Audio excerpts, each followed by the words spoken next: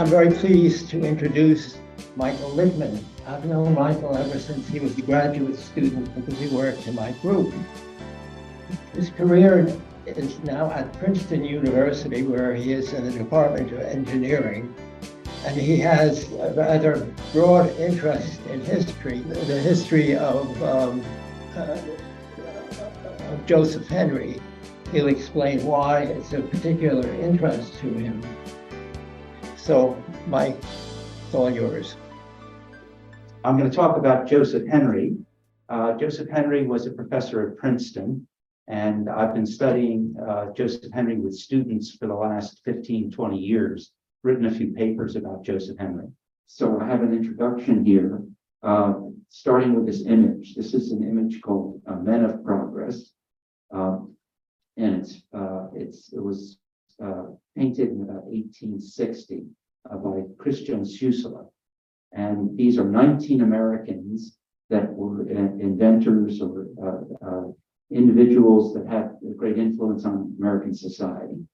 And Joseph Henry, if my mouse will show up there, Joseph Henry's right in the back there. So he was at the time, he was the head of the Smithsonian. So you'll learn about Joseph Henry's history in a short time. And what I want to do first, though, is go through some of the people that are in this image. This image is also, I use this in my course on the history of engineering as a great entree, because the history course is focused in on people and what they did and the objects. And so let's look at some of the people here. The image in the back there is Benjamin Franklin. And so he's from the previous century. Remember, this is a 19th century Men of Progress. And by the way, I should also mention this in terms of what happens. There's a reprise. There's a 20th century version of this image, and it goes from Men of Progress to People of Progress. So there's some diversity. There's some women and some minorities in the People of Progress one, but this early is, of course, 19th century. So we see Benjamin Franklin there with one of his globe static electricity machines. This is the Franklin static electricity machine that's in our physics building. And there's the one on the right there is at the Smithsonian. It turns out the physics department had two of these. The folklore is that both of them came from Franklin. That's not actually verified, but these are friction machines. And what happened is the Smithsonian agreed to restore both of the units with the proviso that they could keep one, and then the other came back to Princeton. So that was Benjamin Franklin. Here is Samuel Colt with the Colt revolver. So again, what I like about this image is that it shows both the people and the objects. And here's a Colt breech loading revolver. Next, we have Cyrus McCormick, and that with the Reaper. So that's a model of his Reaper. And here's an illustration of his Reaper. Next, we have Howe's rotary printing press. These are again, you think about as I go through these different objects, these are the objects that are considered to be really important for the society in the 19th century. So there's this circle there is Howe. I think it's Erasmus Howe, and the plans for his rotary printing press. So this was the rotary printing press that allowed newspapers to operate, so in the information area. Next here we have Bigelow, and Bigelow was from Massachusetts area. He might have even been from Boston, given that I'm in Massachusetts now, and he was the weaving machine. So again, there are the plans for the weaving machine, the Bigelow weaving machine. Next, we have Elias Howe. Howe was an important individual for developing the sewing machine. And again, in this image is that sewing machine. Here's the patent of the sewing machine. And then leaning over here, we see that's Peter Cooper. So Cooper was an iron worker in the New Jersey area. I think his son was the mayor of New York. Yeah. But he was also responsible for the one of the first locomotives in America, the Tom Thumb. The Tom Thumb doesn't appear in this image. So Cooper, if you know Cooper, Union College, that's the same Cooper, and has a connection with the Smithsonian. So here's this was the Baltimore and Ohio Railroad. It's the Tom Thumb. And then the most important object in this image is Samuel Morse and the telegraph register. So Morse's telegraph was a printing telegraph. We're going to learn in a little bit that Joseph Henry had a sounding telegraph, one that rang a bell. And by the way, they're probably on opposite sides of the table, because at this point, around the time of this painting, that Morse was involved in a legal battle. It was O'Reilly v. Morse, and Joseph Henry was called as an expert witness. And Morse got very upset with Joseph Henry and then professionally attacked Joseph Henry. So they were not pals at this time, even though Joseph Henry early on had encouraged Morse to develop his telegraph. And here's the telegraph register that was built by Morse's partner, Alfred Vail, from Morristown, New Jersey. And the strip here was from 1844, which was the first demonstration of the telegraph connecting Ellicott City in Maryland to Washington as a demonstration. Okay. And then the connection with Princeton on the telegraph, this was in 1858 when the first transatlantic cable was laid. And there was a celebration in Princeton at Nassau Hall. And if you look at the bottom here, let's see, I wonder if this is blocking You can move that, whatever's in front of the thing. There you go. Okay, move that up. So at the bottom it says Nassau Hall, the birthplace of the electric telegraph, rejoices. Franklin Henry Field, that's Cyrus Field, Benjamin Franklin, Joseph Henry, Cyrus Field, honor to whom honor is due, England and next at last. So that cable lasted, I think, for an hour or two before it burned out. And then about 10 years later, there was a second cable. Could you describe a printing telegraph?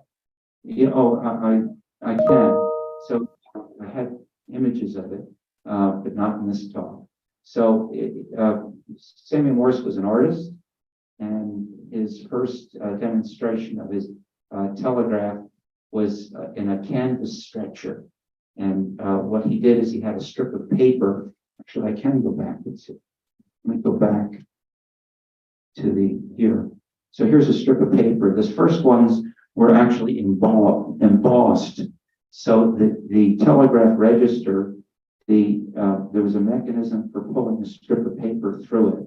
And then when an electromagnet pulled the armature down, it had three wheels that made an indentation into the tape. So you can see, for example, the A is dot dash, and you see that they're parallel here. So this first one was an embossing machine, and then after that he had an inking. Well, this was the demonstration one in '44. The one that he built with his partner Leonard Gale was an inking one where they had a pen, and then the pen was pulled laterally across a piece of paper that was being moved by a clock mechanism. So it was a pendulum clock that advanced the paper, and then when you closed an electric circuit, it would cause the pen to move to the side. So is he doing three channels because what? He wants redundancy? So to tell you the truth, I assume that they did this just so it would be visible on the three embossing. On the demonstration one that he built, Morse was a professor at NYU, New York City of New York, and he was the first professor of art, and he did his demonstration machine in his studio. And then Alfred Vail was the son of Stephen Vail, who was in the Speedwell Iron Works. He was a judge and had a iron works in Morristown, New Jersey, and Vail provided some of the funding to have that happen. So it's an interesting story. I do a lecture. Actually, the lecture on Joseph Henry is one on both Henry and Morse. I have left out most of the Morse pieces from today. Did that answer the question? Yeah, it's Morse code that they're transmitting still, just Princeton Morse code. So Morse, yeah. So Joseph Henry gave Morse a great.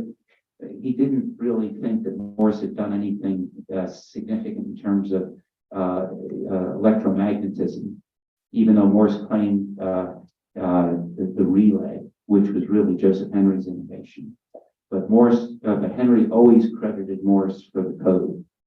So the code, and then there's controversy on that because so Morse's original code was a numerical code, and then the Morse code that we know today was a letter code that the Vail family claims that Vail really invented. So that's somewhat controversial.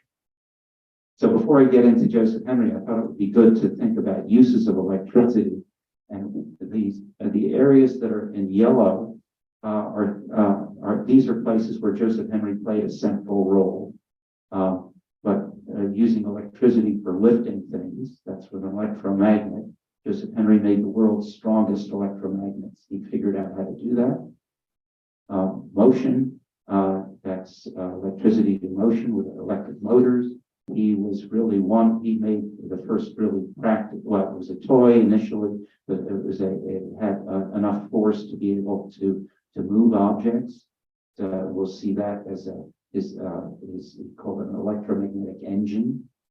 A sound, with a loudspeaker, we usually associate with Alexander Graham Bell. At the end of Joseph Henry's life, he encouraged Bell to develop the telephone, which involved both a microphone and a loudspeaker. So that was one of Bell's innovation. Lighting, electricity used for lighting, that's really an Edison story, and also other people. That's not in yellow. Switching devices on relay, that was also an innovation connected with Joseph Henry. He developed one of the very first relays. And then under generations from voltage to voltage, we think of the electromagnetic transformer. Many people associate that with Michael Faraday, but you see that Joseph Henry played a very significant role, especially Faraday's original transformer used an iron core. And Joseph Henry was able to show that you didn't need the core. So he was able to send signals from one coil to another. So that would be the radio frequency transformer. Motion to electricity is the generator. That's usually connected with Faraday. And then sound to electricity, a microphone back to Bell. So that's, again, uses of electricity. And then if we think about Joseph Henry, and this is the context about when he was working. Ohm did his work in 1827, but Ohm's work is not commonly known until about 1840.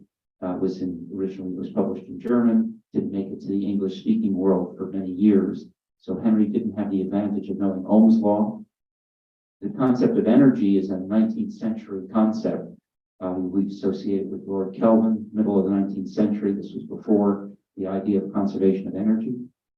The electron is the end of the 19th century, 1896. So it was before he knew what electricity was.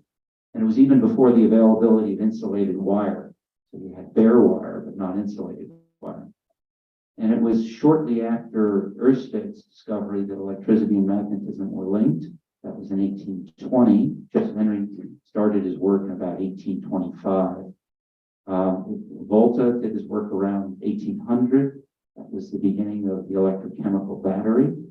The pot was a higher voltage collection of cells, and Galvani with his using electricity to cause frogs to twitch. And then it was after Ampere had done his original work on the solenoid, having to do with circulating current to produce magnetic fields.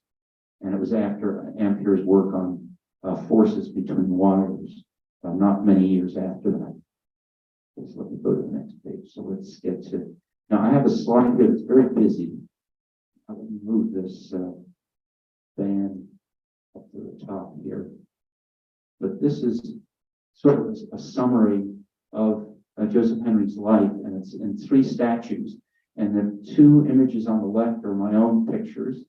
The one on the left is Joseph Henry at Albany Academy in Albany. It's right near the State House in Albany. Albany Academy still exists, but that building is no longer the Albany Academy building. It's actually the Board of Education in Albany. And what you see there is Joseph Henry is holding an object.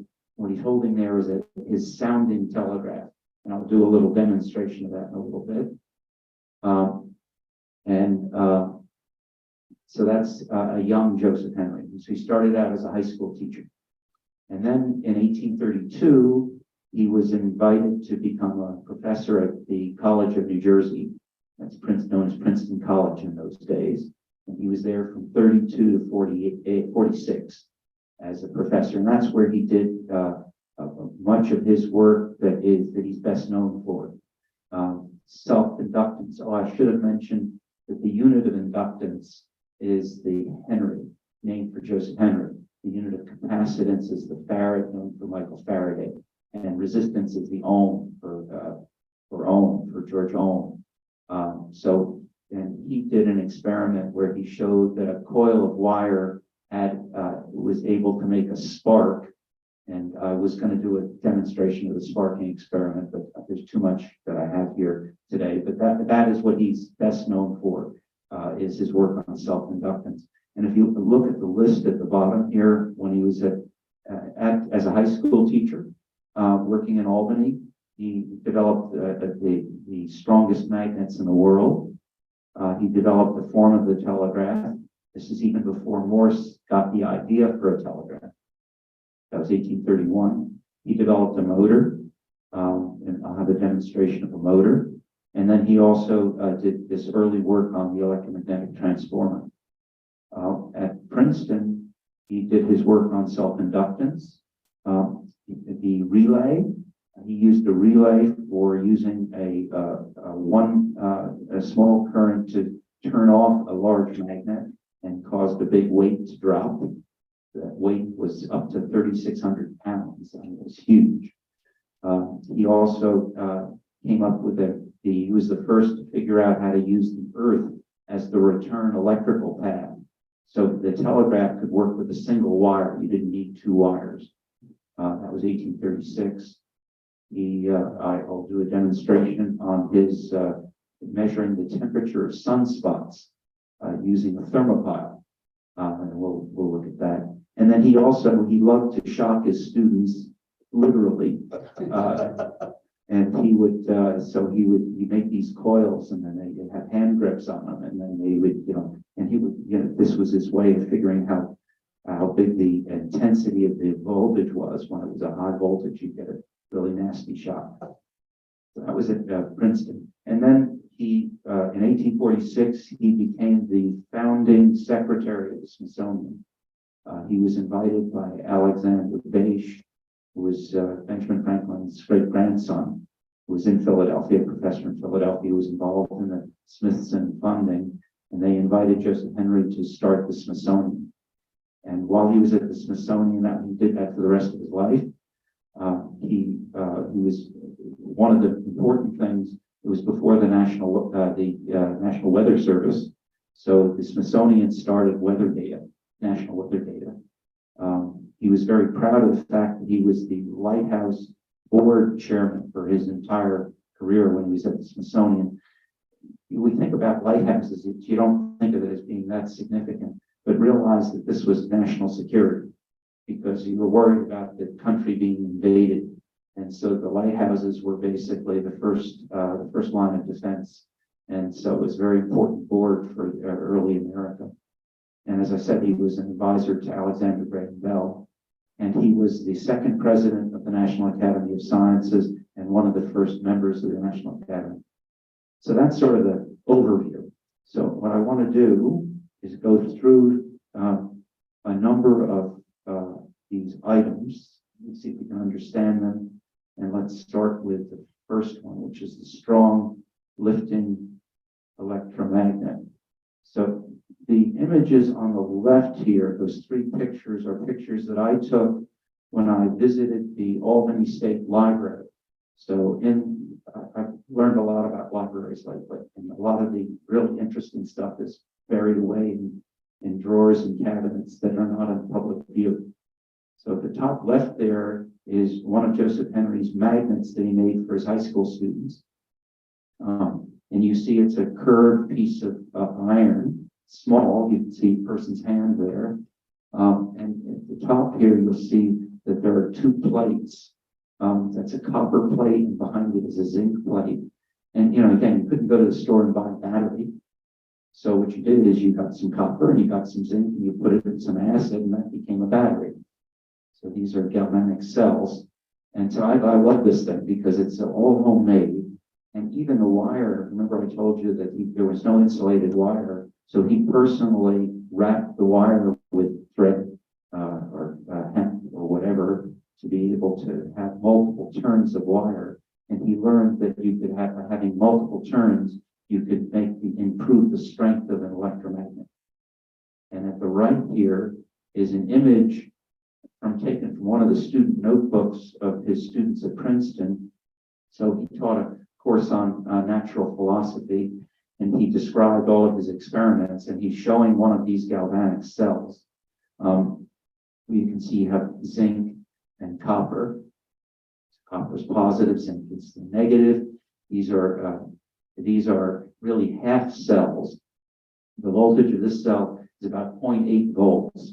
A modern copper zinc battery that came later, which was the Daniel cell, and the ones that followed have a voltage about 1.1 volt, because you have oxidation at the zinc and reduction at the copper, and you get about 0.3 volts from the copper and about 0.8 from the zinc.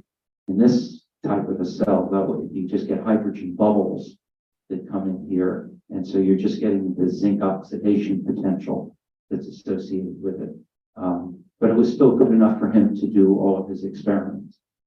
So that was the battery. And then when he came to Princeton, by the way, he made a special battery power supply that had 88 cells, and it was huge, and it had a lot of surface area. And by my estimate, I left that out of this talk. By my estimate, it could produce, when you put all the cells in series, produce about 60 volts. And as you put them all in parallel with all the surface area, as I said, it was huge, about 100 amps. So he had a very significant battery, and he could raise and lower the electrodes in the acid, so you could change the current capability, generating capabilities of it. Okay, and then this is the magnet that he made in Albany before he came to Princeton. We have it at Princeton. It's in one of our display cases. The Smithsonian would love to get this magnet. They keep on asking for it, and the physics department says no. But it was a 21-pound magnet that lifted a keeper of 750 pounds. So, and on the right here is a weighing scale that he created. And if you look at the items here, here is that Albany magnet in a frame. We made a replica of this as well. And then there's a pivot over here and a counterweight. And then you would put your weights down on the bottom here, and you keep on adding weights until it pulls the keeper away. That's how he measured the 750 pounds. And he was using a single cell. So on the right here is one of those zinc copper cells. And he was able to, with a large enough surface area, was able to lift that 750 pounds. And down below here is a progression of the magnets of the day. The first magnet, electromagnet, horseshoe magnet, was by Sturgeon in 1825, and it had a single wrap of wire around a horseshoe-shaped core. And then Joseph Henry learned how to make many turns, like that handheld one there. But this particular one that he had, that was able to lift such a heavy weight, he had 7 coils. It's 7, maybe it's 9 coils. 2, 3, 4, 5, 6, 7, 8, 9. 9 coils. And then he had all the coils wired in parallel to lower the resistance. know about how batteries work with circuits, there's an internal resistance to the battery that limits the current. What you want to do is you basically want to have a low resistance on the load to get the greatest current out of the battery. So he figured out how to hook all those coils in parallel. And by doing so, he was able to make this very significant weight, lifting a weight. He also then made a magnet by contract for Yale, the Yale College magnet, which is now at the Smithsonian. And then later on, he made one for Princeton. I think it's the next. Oh, let's see. This is his Albany magnet again. And he recognized that there were, if you put the cells in series, you call that compound battery, you get a higher voltage. You call that an intensity situation. Intensity being high voltage. They didn't have words for this yet. And then if you had a lot of current, you call that high quantity. So a high quantity one where all the coils were in parallel. And then if you had the wire in series, you'd want that would be a better match to a higher voltage arrangement. And this is the one that we had at Princeton. So this is called Big Ben. Again, it's part of the Princeton collection on display. And this was a 100-pound magnet that lifted 3,600 pounds. And when he built this, he wanted to, he's also interested in theater, drama. I think that was what made him such a great teacher. And so he used to do experiments. What he did is he would put a keeper across the magnet, and he would energize the magnet, and it would then hold the keeper up. And then he would reverse the direction of current in it. And then when that happened, is the keeper would start to fall. But it happened quickly enough that then what stopped its fall was the magnetic force coming the other direction. It would snap back up. So he would really shock people. And we made a demonstration of that. So to reverse the direction of current, he had this device down at the bottom here, which is the pole reverser. This is also part of the Princeton collection. If you look very closely here, you'll see that there's wires that cross, and this is a little rocker assembly. And the way he made contacts was by having thimbles filled with mercury. And so that was the electrical contact. And when you would rock it from one side to the other, it would, because of this arrangement, it's a double pole, double throw switch, it would reverse the current. So that was one of his pole reversers. And I have a video here. We did this with, this is our replica of the Albany magnet, 9 coils all hooked in parallel. And I'm going to run this and let's see if it shows on the remote video. So let's watch it closely. You'll see the keeper of that bar of iron will drop. Well, that flipped over. Let me do that again. So halfway through this video, the current reverses, the keeper starts to fall. In this case, it falls there, it falls, and That flipped over. that was pretty cool. I mean, I read about these things that Henry did, and we tried to duplicate it, so make sure that it really worked. Everything that he described really worked. At that point, did he have wire? Yes. So I did this with enamel wire. But if you look at the one and then the magnets that we have at Princeton, it was covered with a cloth fiber, but then it was also coated with what was probably a hard wax.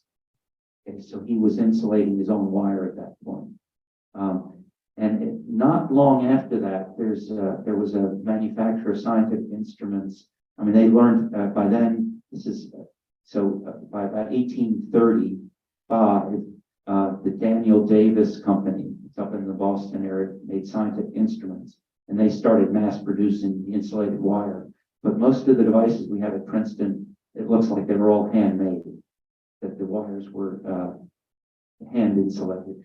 Some cases, they did use enamel, they painted them, but the enamels, I think, had a tendency to break down. Good question. So now I want to turn my attention to the next topic. So that was the strong electromagnet. So let's go to the telegraph. Now this is Joseph Henry's telegraph. So up at the top here, we have a horseshoe magnet. And if you run a current through that horseshoe magnet, one side will become north and the other side will become south. So the magnetic field that's created by this magnet is proportional to the current, that's I, and the number of turns of wire per unit length, and a constant.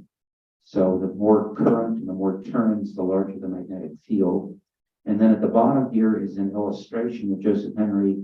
The original device was taken apart. It doesn't exist. But when he was at the Smithsonian, he arranged to have replicas made. And this was from Joseph Henry's sketch.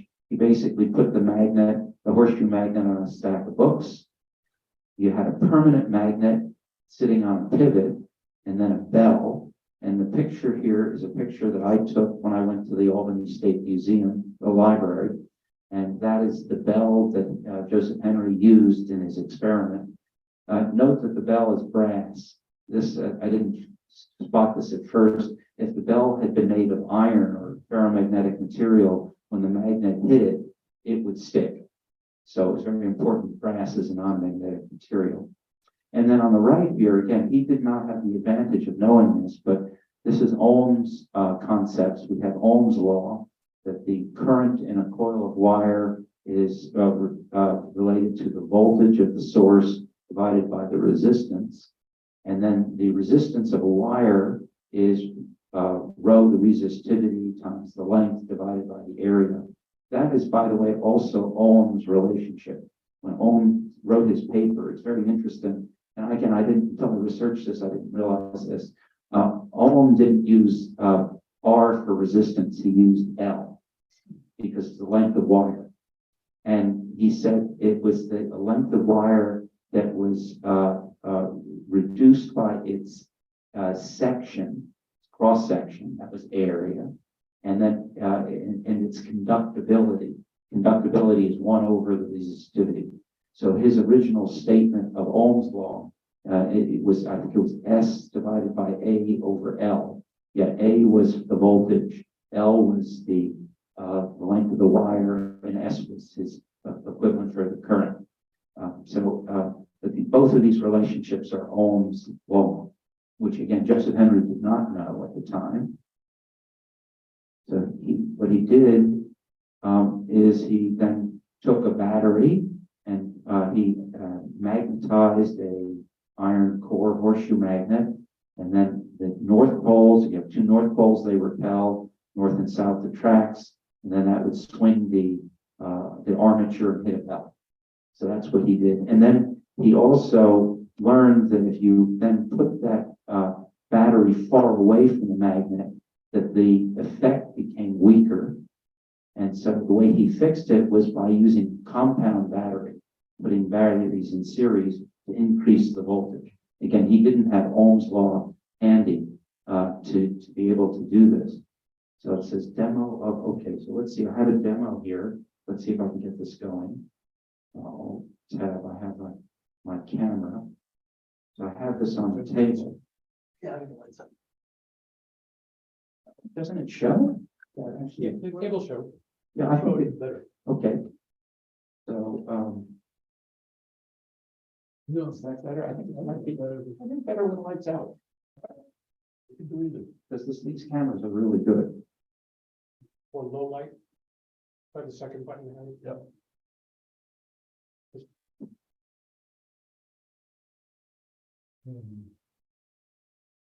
Get it all the way down. This looks very good remotely. There we go. Okay, so, it looks good remotely. so what I have here, let me go around, make sure I don't trip over these wires. I think you can see. So here's the bell. I have a pole reverser. So this, by the way, is an experiment that I use in my history of engineering course. The students do a lab, and I have them recreate some of these early experiments. And then I have a battery, and then I have my pole reverser, and I push it in one direction. It'll swing the, like, and there's a, if you look at the top here, you can see that there's a compass magnetic compass at the top, and it will show how the field reverses. Go ahead. So very effective. So he did this. But then what he did is he put it at the end of a long wire. And I have a spool of wire here, 166 feet spool of bell wire. Let me just put this in here. We're not gonna roll that? No, Okay, I just, I guess. you can take my word for it. 166 feet. I brought my tape measure. Afterwards, I'll let you go and. And I will tell you that I had my technician put this together. So I'm trusting him that it is 166 feet.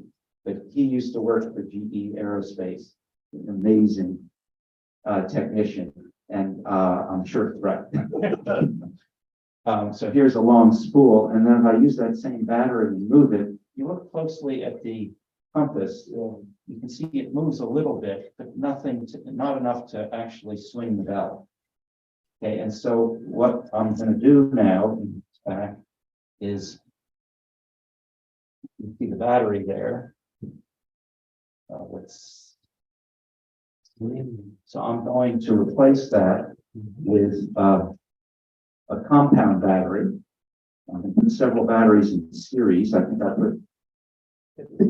Try talking without holding the microphone. Let's see if that works. Yep. Can you hear me? We can hear you. I'm listening, go ahead, talk again. From the audience, thumbs up? Can you guys hear Yes, me? we can hear him. Yep, I hear thumbs up. Okay, good. I see thumbs up. Okay, so now I've put it in, that's 4.5, this is now 9 volts. So instead of 1.1 volts, it's 9 volts. And so now when I do that, I'm now able to ring the bell. So this was Joseph Henry's concept that to use a compound battery to solve the problem of the weakening of the effect when you had a long wire. And he was very proud of the fact that he figured out how to have it. And his wire that he used was, there's controversy. There's 2 different reports of it. One said it was a mile long. Others said it was a fifth of a mile. And in that statue that I showed you at Albany Academy, in the back there is the sculptor put a big wire spool behind there to indicate the one that he had in Albany. Okay, go back. So that was, let's see what it says here. So I demoed the telegraph and the weakening of a long line. Let me move this out of the way. The batteries in series to compensate. So the idea here is the greater the current, the stronger the strike.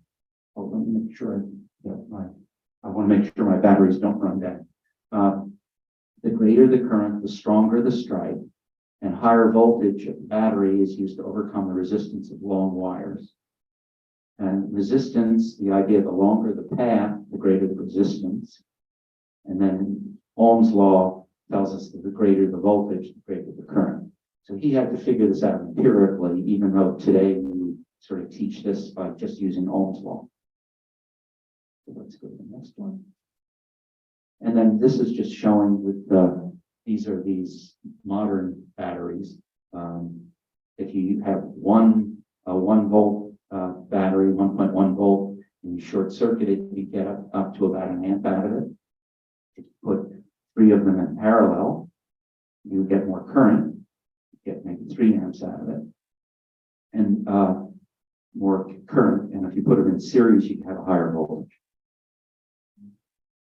Then this is a picture, it's this next one. This is a picture from an article actually I wrote about the Joseph Henry House. This is Joseph Henry's laboratory when he came to Princeton was in Philosophical Hall. And his house, and in the middle there is that's our administration building, Nassau Hall, which predates the Revolution. And then his house was on the other side. When he was invited to come to Princeton, he was given a house. That was what was done for professors that in those days. There were only about 10 professors for the whole university. And there were only 50 students when he first came, there were about 30 students in a senior class. And so his laboratory was in Philosophical Hall, and he ran a wire through the elm trees that were in front of Nassau Hall to his house, and he used it, and then the ends of the telegraph line were in a well. There was a well near his house, and there was a well near the Philosophical Hall. That was the return path. And as you can see, this is his own statement here. At the end of his life, towards the end of his life, he wrote sort of a summary of what he did.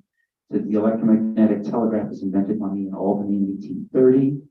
I think that the first actual line of the telegraph using the earth as a conductor was made in the beginning of 36. A wire was extended across the front campus of college grounds from the upper story of the library building to the Philosophical Hall. The library building, by the way, was the twin. That still exists today. That's Stanhope Hall. Was across to the library building. On the opposite side, the ends terminated in two wells. And through this wire, signals were sent from time to time from my house to my laboratory. So his house was right next to Stanhope Hall. Okay, so that was the first time using a single wire for a telegraph. And the well was there just because it's a great source of ground. For water. So why did he put it? So there were wells, there was no central plumbing, right? So there were wells associated with all of the buildings. There was, groundwater wells, right? And it was a great source of ground. So if the telegraph, the standard reference on telegraph history is Prescott's book. So Prescott wrote a book, I think it was in 1876, something around there, and talks about the resistance of the earth for sending telegraph signals. It's not very good for sending telephone signals because of the frequency issues associated with it. But for telegraph, which is just on off, it was very good as the return path. So if you think about it, we saw all these movies with people laying telegraph wires.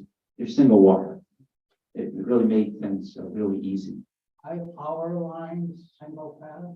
So it was about, they used Grove cells. It was about 15 volts. And in terms of the current that was available, the current was, it was on the order of an amp or so. So, these were like 20 watt. Prescott has a lot of detail associated with it. Present high power voltage lines, do they use the grounded system or? No. No, they're AC. No, that's all. So that, there are issues of shielding and things like that. So the power lines that are going, from a power company, if you're talking about that, I don't believe they're shielded. I think that they're just bare wires. I think. I see someone shaking his head. Yes or no? They're not shielded. They're not shielded. Every once in a while, a squirrel finds out. Yeah. So they have to get across it. Birds are okay. Yeah. So that, if you look at the lattice towers, right, they usually have 3 lines for the 3 different phases. And then there's a 4th line, which is the static line in case they protect against lightning. You know about that. And then there are little boxes or transformers that are up on your utility poles. But I'm pretty certain that I'm pretty certain that the wires are bare. But the squirrel has to get across it, right? Has to get across to ground. But there's no ground, there's just the 3 phases. There's just the 3 phases, yeah. Just to carry on, just unrelated. Yes. Why do individual houses and some telephone poles have actual grounds? Like at our house and many other houses, there's a wire going into the ground. What's the purpose of that ground? That's the earth ground. So let's see, there's a transformer. So on the top of your utility pole, I did look into this. Top of the utility pole, you usually have a transformer. It's different. In my neighborhood, it's 13,000 volts. Yeah. And then they drop it down to 220 or whatever it is. And so it's a transformer, and that's completely insulated. Right. Okay. And then one leg of that actually gets put into an earth ground of the transformer. So that's what goes to the earth ground. So there's a single point on your house that it pounds into the ground. Sometimes they use water pipes and things like that. So that's one leg of this of the secondary coil of the transformer. So it's grounding the transformer as opposed to the transmission line. Right. Those transmission lines, remember, communicate to your house through a transformer, and they're isolated. And also, I've learned they used to, they use mineral oil now. They used to use different oils. That's a whole separate topic. Yeah, PCB, what a concept. Yeah. But it's a good insulator. Yeah. Okay, so let's now next do the motor. I want to be careful not to go over time here. So this is did I do this right? Let's see.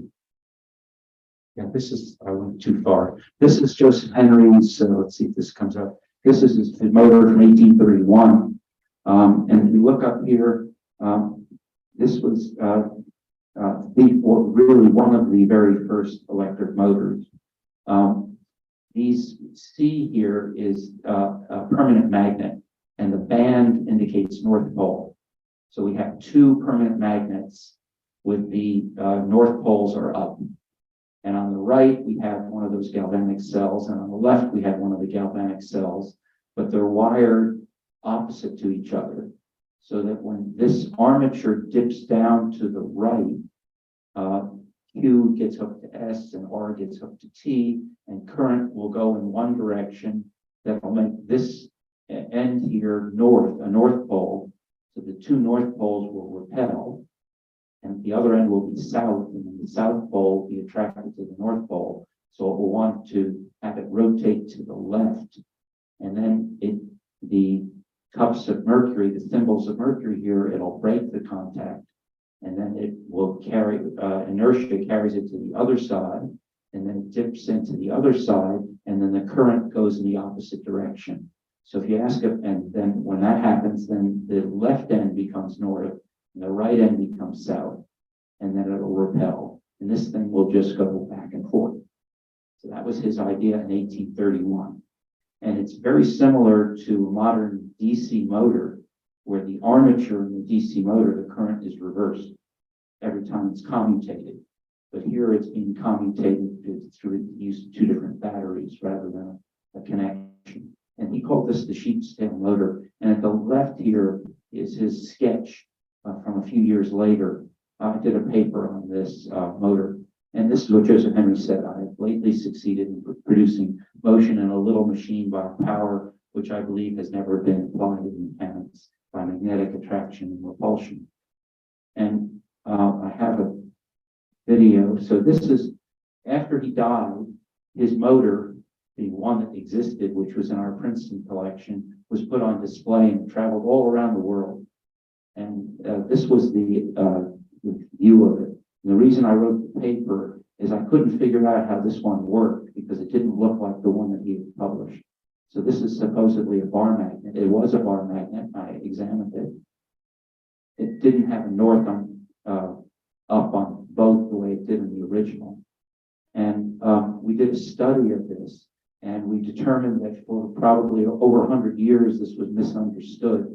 I'm pretty certain that the reason the bar magnet was there was because they glued these posts to the base, and they needed something to line them up. And so somebody just put a bar magnet across them. And we found the curved magnets that fit in that. And it's an article that we wrote about it. And I think I have on the next page, we made a replica of what we're pretty certain was his rotational one. Let's see if this goes. You watch this. So this is our working replica of Joseph Henry's original motor. See it rocking. Does that show up to the people that are remote?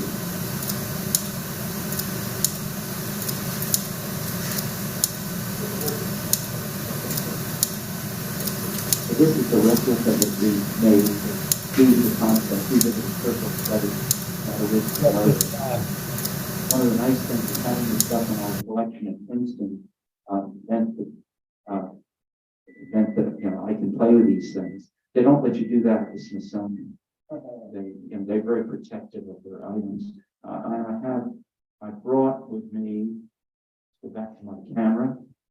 I brought with me our replica. We have a working replica of it.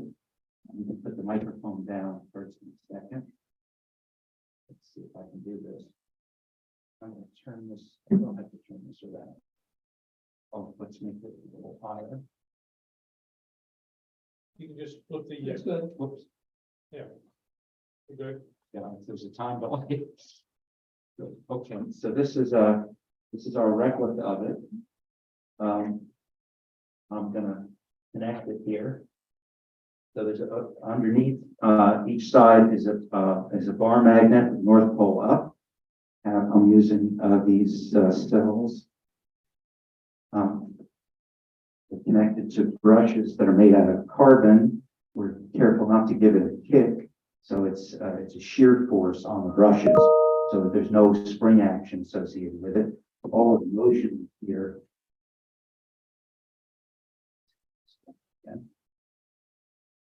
Oh boy, let's see, we have.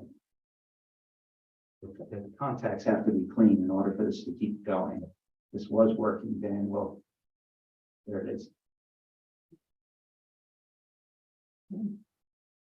It's slowing down and stopping. When the brushes are nice and clean, mercury would have been much better to use, but I didn't want mercury poisoning. Although I played with mercury as a kid. There it's going. Okay, so it's still running. So the fact that this thing keeps running is already pretty amazing because there's energy loss associated with it in the pivot.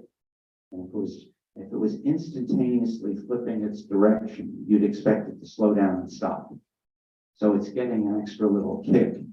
And oh, here it's going a little faster now. It was just needed to warm up. So you can see that it's still running. Pretty cool, isn't it? It is fast. I'm sorry? It's a fast shot, like the right speed on the. Yeah, it should look like. Okay, so it's showing up okay? Okay, so now I'm gonna, and I brought also one of my other toys. So I brought another toy to demonstrate the principle. I'll show you this in a second. I have a pendulum clock. See if I can do this. Maybe I shouldn't do it now. Let's see if it shows up. So this is a clock. Let's get this going and then I'll fix the camera. This runs for a few minutes. So let's get this in a good position. We can move the other camera if you want to make it easier, Michael, it's closer. Oh, would it? Okay. Would it show up on the? Yeah. Magic. Okay, that would be good. All right. Okay. Maybe if you could. So this is. I'll play cameraman. Okay. Great. Thank you. So let me. It's showing up. It's showing up. Oh, it's showing up on the little guy. Yeah. You could make that be, Can you make that be the? yeah. No, You want to pin it? I want to pin it, right? You can't pin it, Steve has to pin, oh, maybe you can. But then. And then, you know, drag it. What you can do is drag the thing to the side. Oh, yeah. Yeah, There you and go. that'll make it full More screen. than one way to. Skin a cat. There we go. Okay, so let's see. Let me just get this. You said you're going to be my cameraman. Okay. So first off, if I just get the pendulum swinging, let me do this. So if I just get the pendulum swinging, And the audience will also have to do the same maneuver you did. I'm Oh, they will? seeing him very small. oh, you are? Well, they would have to also do the dragging. Stop I your see. sharing, Michael. Oh. Stop the share. Okay, I will. Okay, let me just, let me get to my, Ah, yeah, I'll stop sharing. Okay, good idea.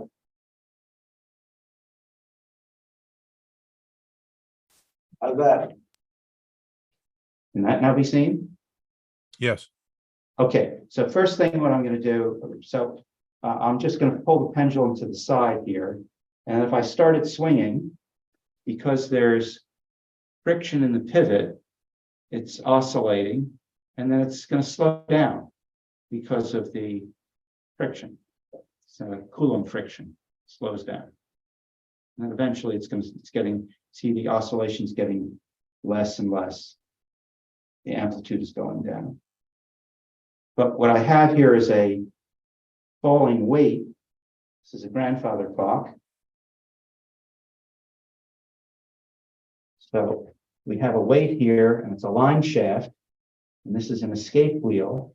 And what the falling weight does is it kicks energy into the pendulum, keep it oscillating. When I show this to little kids, I say it's grandfather clock, and I'm a grandfather. We all are. Yeah, I'm looking at the Or at least audience, many I of think us. So in any case, the falling weight kicks energy into it. And the same thing happens on the rocking beam motor. What the issue is that it takes time for the magnetic field to build up in that armature when you hook up the current to it. So on the way down, the field is building up, and on the way up, it's full field. And so therefore, every time it oscillates, it gets a kick. And so this was the subtlety that Joseph Henry did not know about. He thought these things happened immediately. But in any case, this is kind of a cool clock, made out of Connects, by the way. By the way, I try to get the Connects people to actually manufacture stuff like this for science education, unsuccessfully. They wanted to make money. But, How about the legal people? The legal people, were they interested? I would talk to the Lego people too. They sort of have a science program, and also they want to make money. Yeah, But they have wonderful, absolutely wonderful tools. yeah. So I use Lego a lot in my courses. Yeah. Okay. If the current starts, how long does it take the magnetic field being pulled? So yes, so the current constant is L, the inductance divided by the resistance. So it's a few milliseconds. Okay, so and Joseph Henry managed to come up with a good match that it was able to kick. So as I said, we made an exact replica of what he did. The time was right. But so the transformer was another experiment that he did before he came to Princeton. And what he had here was one of his the Albany magnet and a keeper, and then he wrapped 9 racks of wire around it. Here are these little cups of mercury. And then at the bottom is a little galvanometer, which is a device that measures current. And the sketch here on the right is from one of his laboratory student notebooks. And this is a particular type of galvanometer called an astatic galvanometer. In the middle here, you see a North Pole and a South Pole, and outside the coil is the opposite, is a South and a North, or opposite. It's done that way so that the Earth's magnetic field doesn't cause a deflection. But when you put current in the coil, it then causes the armature to turn. And so what he did is when he hooked up his big magnet to a battery, magnetized it, it then caused the magnetic field to build up, which then caused a small deflection. So that the challenge here was how to create electricity from magnetism. So that happened in 1831 by Joseph Henry, and in the same year by Michael Faraday. And on the left here is the galvanometer. And then here, again, I get to play with these things. This is his original galvanometer. It was in our collection. And that's me there, hooked up to a battery. And we learned some things about it. We simulated it. You'll see I'm hooking it up to a power source. And you can see it rotating. It should have swung back if the lower one was actually binding on some of the coil. If you look at the wires there, you'll see the very coarse wires that were wrapped in the cloth, and all homemade. So this worked the way it was described. That was the galvanometer. And as I said, what happened is when turned on the big magnet, it was able to generate a small deflection. He actually took the galvanometer into another room because they were worried about the stray magnetic fields moving. So he wanted to have the wire to be far enough away to prove that it really worked. And this is, I love this image. This is Joseph Henry's, as a teacher, this is his course on natural philosophy. This is from one of his students, was very artistic. Artistic, not autistic. Oh, yeah, no, it's artistic. This was Theodore Cuyler, and what Joseph Henry did is he highlighted the individual contributors, which is what I do in that history of engineering course. So, for example, Here's James Watt and his parallel mechanism that he used in the steam engine. And here's Fulton with his steamboat. And we have Archimedes and the screw, and Newton with planetary motion, and Galileo with the telescope, and so on. So these were all of the people that were highlighted in this course. And at the top here, it says American philosophers, Henry, that's Silliman, that's Benjamin Silliman, and Bache, that's Alexander Bache, who was Franklin's grandson, great-grandson. Then his sunspot work was done with a thermopile. Thermopile is a thermal battery, converts electricity, heat to electricity. And I've shown here, this is actually my picture from the 2018 eclipse, just prior to the eclipse. There's some sunspots, and his was it cousin? Let's see, his wife's, so his brother-in-law. His wife was Alexander, so this was Stephen Alexander, was an astronomer at Princeton. They set up a telescope. They imaged the sun on a cardboard plate. And they put a hole where the sunspot was and put a thermopile behind it, and it was hooked up to a galvanometer. This is from his notebook, a record of experiments, and he showed that the temperature, because remember it converts light to, there's many different types of light, infrared, visible, and the sunspot would sort of suggest that it's probably cooler, but they verified that with a thermopile. And this effect, it's called the Seebeck effect. Again, I had a student study this. This is a frame where each leg is made of a different material. So the A and C legs of this are made out of antimony, which is an N-type material. The electrons are more prominent in the motion. And then the B and D are made of bismuth. And if you heat one corner of it, you get current flowing in this loop enough to deflect a compass needle. So that's current. So that was the original Seebeck experiment. And then he made a thermoelectric battery. This is in our collection. So this is, again, the sketch on the right is from a student notebook from about 1840. On the left is the physical object, which again, I could play with. And so and in the top here, it was a hot bar at the top, and there was ice at the bottom. And then the ends of this were hooked to a galvanometer to see a deflection. And so we also verified that it was antimony and bismuth. So this was from the notebook. We actually took little scrapings. They won't let you do this at the Smithsonian. We took scrapings of it. We took it to our Material Science Center, and we verified that it was one plate was antimony and the other was bismuth.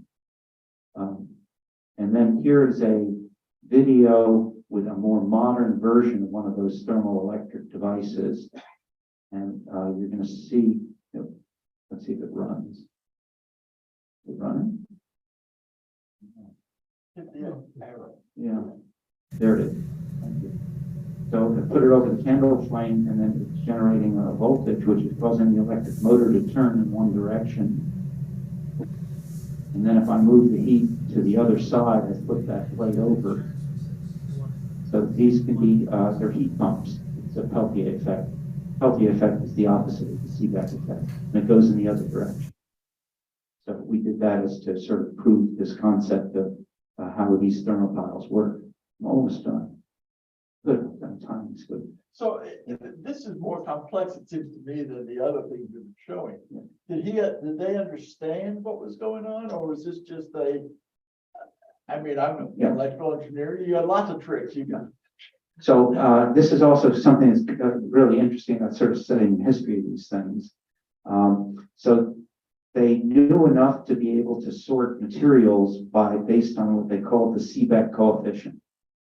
So you can look up tables of the Seebeck coefficients, and there's some that are positive, some that are negative. They didn't know the solid state physics of it. They didn't have a deep understanding, but they knew enough to be able to categorize the materials. Same thing's true with the use of these early diodes, the cat's whisker diodes.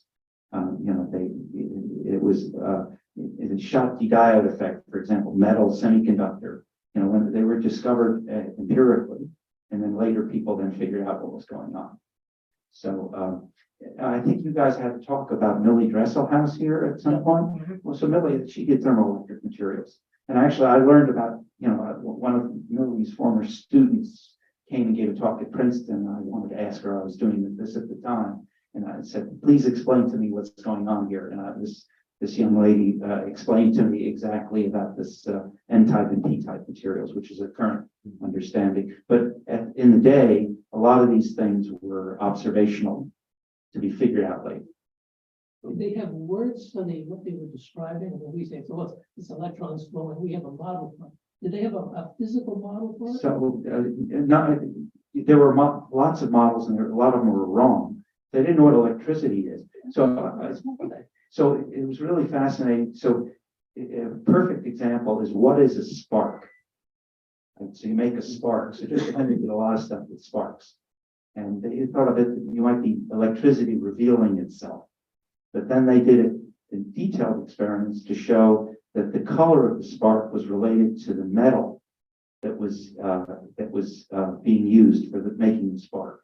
And Joseph Henry did studies with his brother-in-law, which they used a prism, an optical prism, to split it up into its colors, and they could see spectral lines. Today we call it a spark spectrum. They didn't know what an atom was, from the electron was later. So there were lots of these theories, and some of the theories were just plain wrong. So in the days of James Watt, for example, they had this caloric theory, which is proven to be wrong. So people would, make guesses, then they do experiments. Did it make sense? And then eventually brought one to sort of understanding. But there was a lot of, you would say, confusion, or just an attempt to try to make sense of the observations. And of course, that doesn't happen today. Of course it doesn't. So, Do you know what dark energy? I was just going to say dark energy and dark matter. Actually, I had a very nice discussion with Dan about just that topic just a day ago. And I know some of the people that are involved in that. And I still don't understand it, but That's why it's dark. We're not supposed to understand it. So let's see. I've got only a couple of slides left. Let's see if I get to the end of these.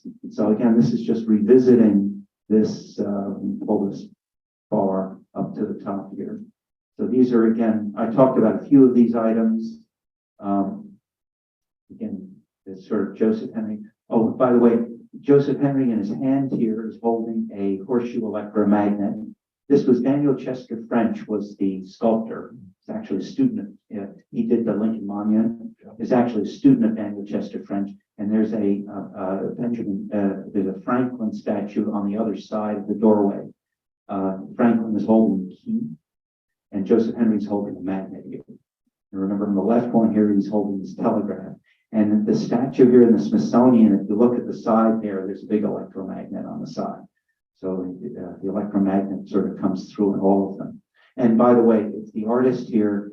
The business end of the horseshoe magnet is the poles, and he's got it hooking backwards. So no scientist would hold it backwards like that. They'd hold it the other way. So this was the artist's conception. Let's go to the next page here. I'm almost done. This is what Lord Kelvin said. After Joseph Henry died in 1878, and Lord Kelvin came to a meeting in Philadelphia, 1884, at the Franklin Institute in Philadelphia. So not the current building, but it's a building on 5th Street. And this is what Lord Kelvin said. This is William Thompson. I can't sit down without again reflecting on the men whose lives have been patterns to the world. There's none more remarkable, perhaps, than the man of this country, Joseph Henry, who ended his days here. He and Faraday were patterns of scientific investigators. In some degree, they went parallel and made similar discoveries. Henry, indeed, preceded Faraday in the great discovery of electromagnetic induction between unmoved conductors. And that was this experiment that I showed you here. Faraday did a lot of things with moving wires. Now, I should have mentioned this idea of making electricity from magnetism. It had a wonderful name. So we say electromagnetism is electricity to make magnets. They called it magnetoelectricity. So magnetism to make electricity. I really like that as a concept. And then he says, but what a beautiful character it is to see what a kindly welcome he gave to those who did make the practical applications. He saw what might be done, but literally left it to others. And then the last, I think this is next one is my last slide. And then this is an image, 1863 during the, oops, go back, 1863. This is an image that's at the National Academy.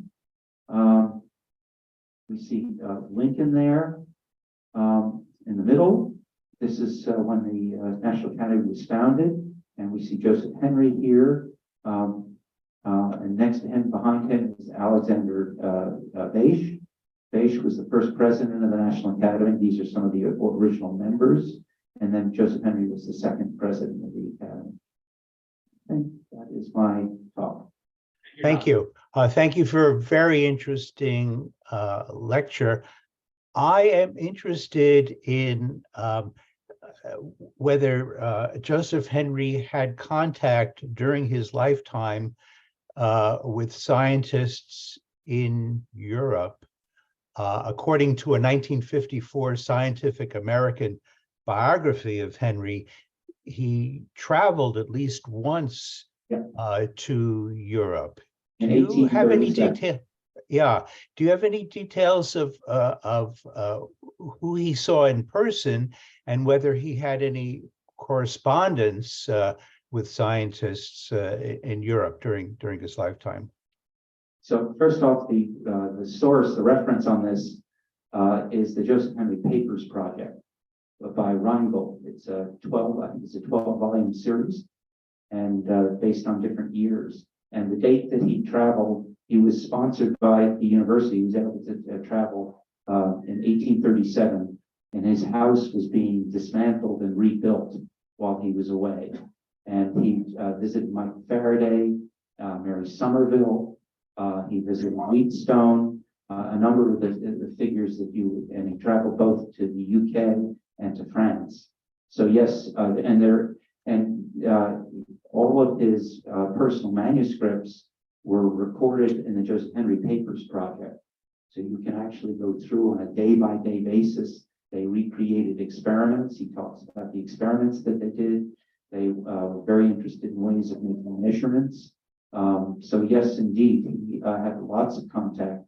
And there's also some interesting pieces there having to do with the social issues. While he was in Europe, I was talking to Dan about this. While he was in Europe, Europe had turned away from slavery, but America still had slavery. So he caught a lot of flack from a number of the Europeans for the fact that the U.S. was still engaged in slavery. So it's an interesting dialogue about that. But they talked about how he traveled there, the groups that he was entertained with. He came with a letter of introduction, and he was in correspondence with many of the people in Europe. He closely followed the publications. I found it fascinating, starting with that first oil painting of the great inventors and scientists or whatever, and a number of people who were very inventive and instrumental in the way things evolved in the 19th century aren't in there because, for whatever reason, they didn't apparently have the right supporters or sponsors or students following them or whatever. But when you start to delve into these issues, you come up with a lot of other people and their accomplishments. And a number of years ago, the IEEE Boston section pursued the situation of the invention of the fire alarm telegraph, which is based, of course, on the work of Morse and Henry in terms of the telegraph, but also became a fantastically valuable tool in that it enabled for the first time fire departments to know where a fire was. And this was invented by two people, a sort of theoretician by the name of Channing. He was actually a medical doctor and a preacher as well. and an inventive engineer by the name of Moses Farmer. And Farmer is given in the Wikipedia credit for a lot of things, which we think a lot of them are probably real, but we don't have proof of all of them. He apparently had the first house that was illuminated by electricity in his house in Salem. And he basically was not given the kind of credit that he deserved for a lot of his inventions. So would hope that more study will be done of people in this period of time, because a lot of them acted totally independently without knowing about what other people were doing, because communications of this kind of information was very limited. There was no electronic journals or electrical journals and stuff until much later in the century. Your comments are on target. First off, the painting was early. I didn't mention it was Mott, Erasmus Mott, no, Jordan Mott, who was the coal burning stove, who's in that right in the middle of the painting, who was the one who commissioned the work. And those people were never together at the same time. So he individually painted them and put them together. Schussler also did one on writers, which is very, there's one Edgar Allan Poe, and a number of the other writers of that era. It's really pretty interesting. But if you think about the end of the 19th century, Alexander Graham Bell's not there. Certainly Farmer, also Pope, was it Franklin Pope was worked with that. There are many other people that are just not represented. But it's a great starting point. You can't cover everybody, and it's perfect for my course.